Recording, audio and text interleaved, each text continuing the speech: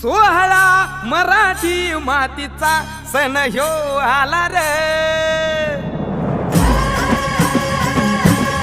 हे स्वराज्याचं तोरण बांधिले शिवबान राजान। सोहळा मराठी मातीचा सण ह्यो आला रे। शिवबाराज छत्रपती झालं ग माय ग ग ग ग।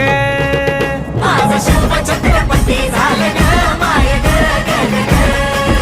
माझं शिव छत्रपती झालं ग माय ग ग ग ग।